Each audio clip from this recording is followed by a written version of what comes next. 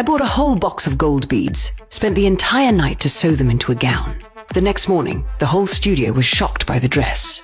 Even my boss, the Baroness, a top designer, couldn't hide her surprise. She took the dress for herself without hesitation. But I wasn't angry, because that is exactly what I wanted. The secret to taking the Baroness down was hidden in that gown.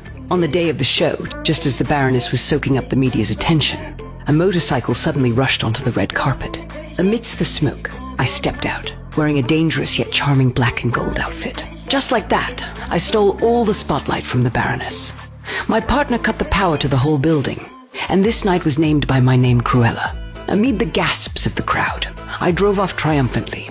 After this incident, the name Cruella swept through the fashion world like an assassin. The Baroness was trying to regain her spotlight at the next fashion gala, but she was blocked by my partner before she could even get out of the car, and was locked inside. I appeared with an arrogant look and stepped right onto the roof of her car. A flick of my long skirt almost covered the entire car.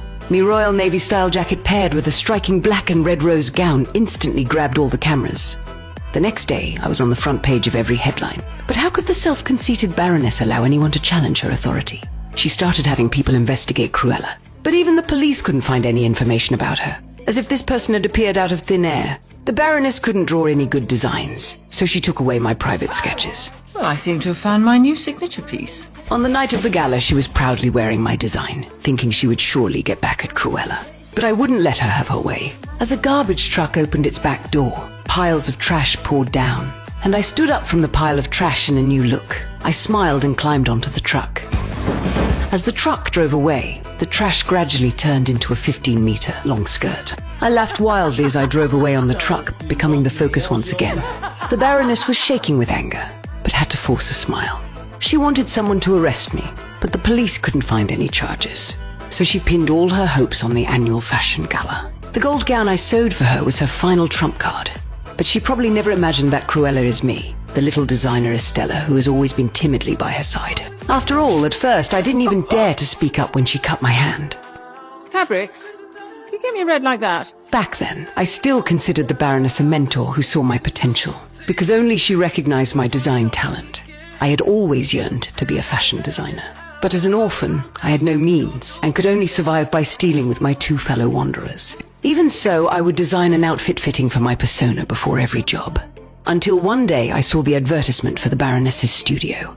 She was a legend in the fashion world and a trend-setting icon that I had always looked up to. Luckily, my partners were a huge help. They forged a resume for me and got me into the recruitment list of the city's biggest fashion store. But this job was still beyond my expectations.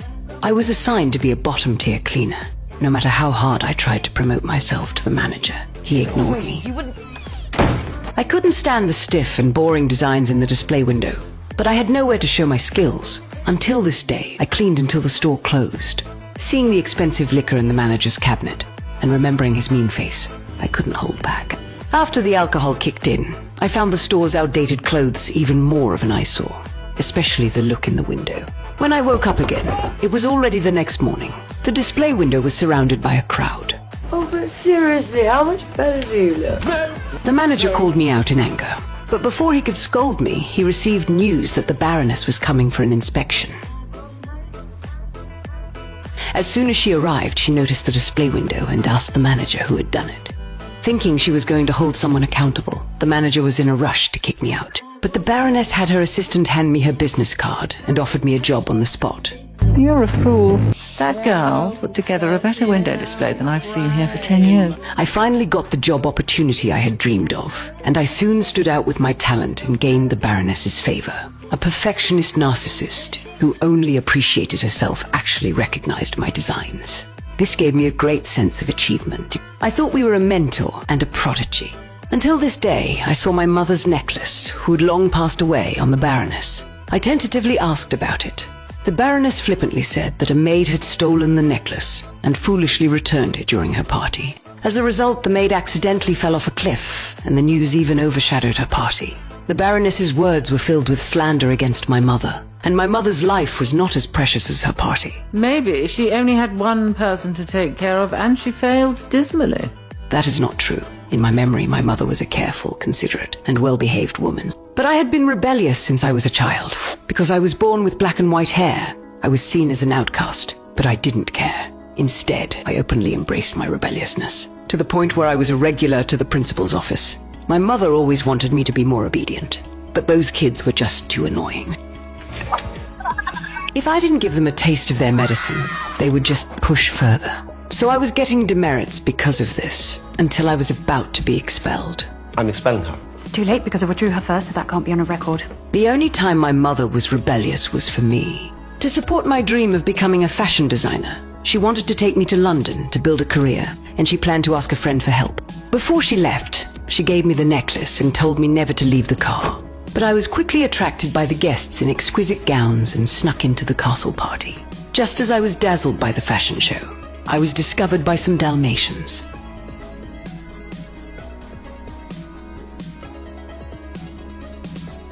I fled to the backyard in a panic and saw my mother talking to someone on the edge of the cliff. I instinctively wanted to go to her, but accidentally rolled down the lawn. Unexpectedly, the Dalmatians bypassed me and rushed straight at my mother.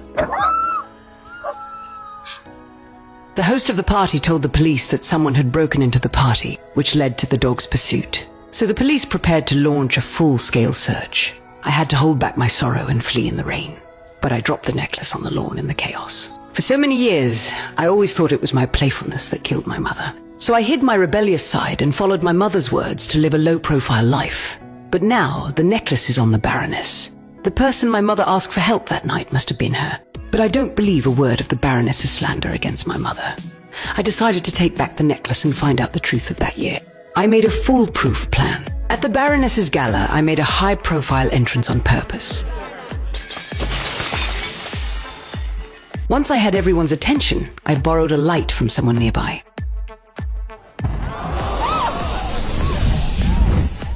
I did this to cover my partners as they snuck into the venue to steal the necklace from the safe. But to my surprise, the necklace was actually around the Baroness's neck. I had to change my plan, pretending to be a guest to talk to her while waiting for my partners to cause a distraction. Is that a rat? I seized the chance to snatch the necklace and threw it to my dog. In the chaos, I heard a sharp whistle. It was the Baroness commanding her Dalmatians to go after the necklace. But the sound was hauntingly familiar on that nightmarish night. It was after this very whistle that the Dalmatians pounced on my mother. So the real killer who murdered my mother was the Baroness. My partners pulled me away amidst the confusion. Before leaving, I saw one of the Dalmatians accidentally swallow the necklace. When I came to my senses, my anger was fully ignited. They say there are 5 stages of grief: denial, anger, bargaining, depression, and acceptance. Well, I'd like to add one more. Revenge. I no longer suppressed my Cruella side. While I had my partners help me steal the dogs to get the necklace back, I went to a newspaper office to find a reporter to build momentum for me, because I noticed at the gala that she was a former classmate I had helped. Just like that, I switched identities between Estella and Cruella, and I quickly made a name for myself by tearing the Baroness down. Arrogant as she was, she of course wouldn't take it lying down. So she took all the design sketches I had purposely exposed as her own. Everything was going according to my plan. I even carefully sewed a gold gown for her. Then I had my partners dress up as thieves, pretending they were going to steal it. Sure enough, the Baroness thought it was Cruella's handiwork. Cruella has no shame. She may steal my creation. I mean, that's a very good idea. She ordered the gown and other show clothes to be locked in the safe.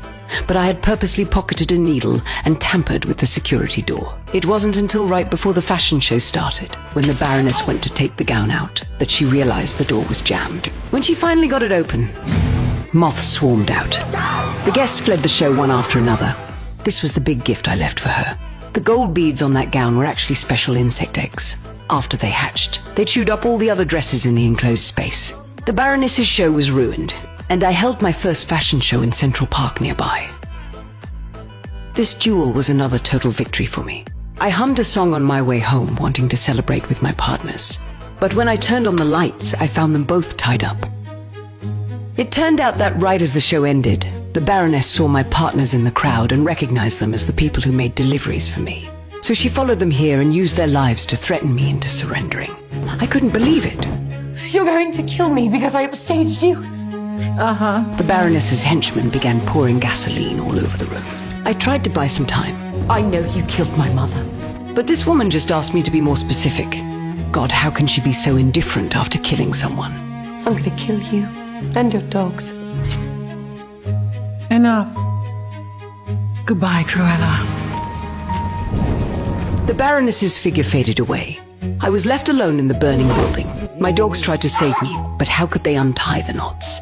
I wouldn't accept this. Why should this heartless woman get away with it after killing my mother and trying to kill me too?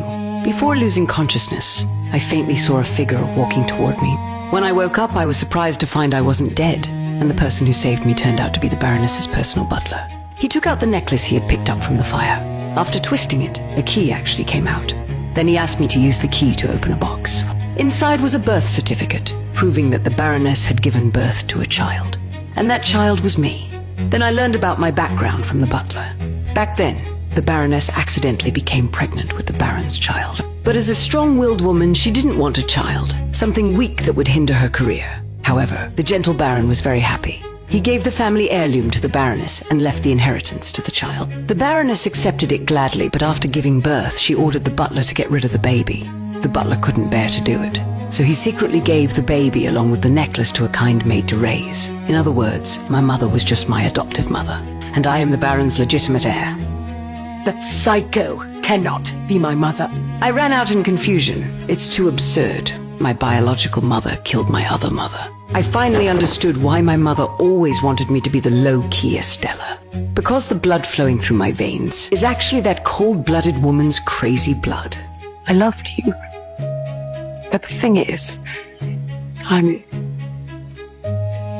not sweet Estella.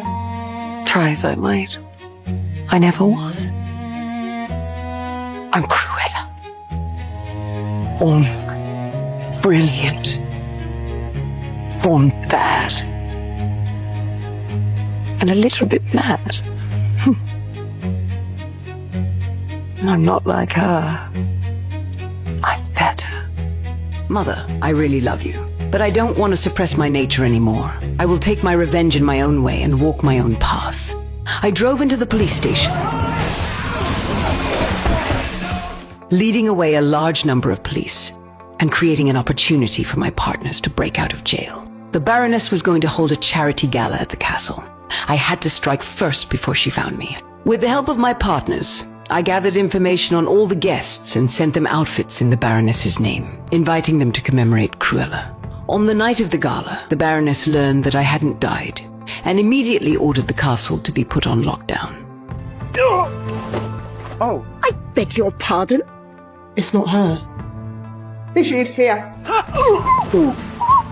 It's not her. She never expected that I had prepared such a big gift for her. The scene turned into a sea of Cruellas. The Baroness's face turned green, but she still had to speak up. To Cruella.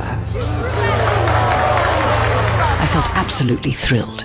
I quietly followed the Baroness, pulled out a hairpin, pricked her as I passed by, and took the dog whistle in the process.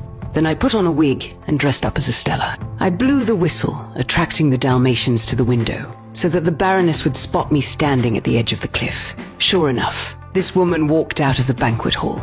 She unhooked the dog leashes, wanting to repeat the same trick. Get her. But I am afraid things won't go as she wished this time. Sit. I laid out my background to her directly. Hello, Mother. Her face changed instantly as expected, but soon she wore a fake gentleness. I've longed for someone in my life who was as good as me. You left me to die. A mistake.